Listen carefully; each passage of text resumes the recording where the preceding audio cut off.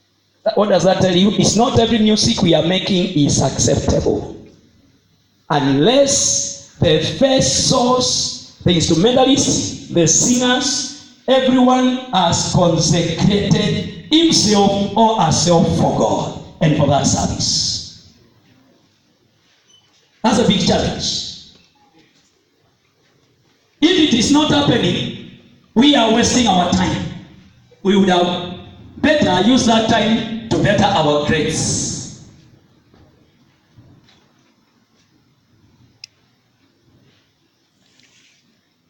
We need to understand. Music is meant to minister to God. The object of our adoration, our admiration is God. Today we are music that's singing about people. You need to take your time and study in the book of Chronicles. We have no time. David had a choir of 288 people. He actually, those who enlisted, we are 4,000. You read First Chronicles 15. 25. I think it's 25. And look at it. And then the instrumentalists. I think the instruments they were so many. He invented new instruments. Why? By the Spirit of God. And they harmonized their music. And so as we talk about music, technology, and the Christian, we need to understand that God is the one who commands us to sing to Him. He commands us to dance to Him. I have no problem with dancing. But we must also know there is secular dance and there is godly dance. That's why I'm saying we must be rich in the Word of God. Unless we are not established in the Word, Bible will say, you people, because you lack knowledge, I will reject you from becoming my priest. Hosea 4:6. My people are destroyed for lack of knowledge. And because you have rejected knowledge, I will also reject you from becoming my priest, says the Lord. That's why you need knowledge. You know the truth sets you free to serve the Lord. John 8:32 all the way to 6. You must know the truth about what you are doing in the house of God. Don't do it as a routine. There will be no reward in heaven. That's why you must study the Word. What is our memory verse in the seals? Ezra 7:10. For Ezra devoted himself to do what? Read that. What is the verse for the focus? I left that. I think it has not changed. It is still there. Yeah. For Ezra devoted himself to the studying of the Word and teaching it in all Israel, to practicing it and teaching it in all Israel. You must study the Word. So let me just, in interest of time, I'll be coming up with connect all that. So now we are living in our modern times, where we are talking about technology. And when we talk about technology, basically, we are talking about the application of science. We are just talking about the branch of knowledge that uses scientific and industrial methods, and their practical use in industry or in production. And this is in line with information technology, where we are using it to record, to disseminate information. And you can access all the libraries of music in the world, good or bad. Just like we have true preachers and false preachers, so do we have true gospel music producers or artists, if you want to use that, and also false. The challenge is, do you know how to distinguish? What criteria do you use to actually distinguish between true gospel music and that which is not true? You know what we tell you? Well, I cannot prepare that, but I can just tell you a few things. But that will still take my time away from what I want to do within this.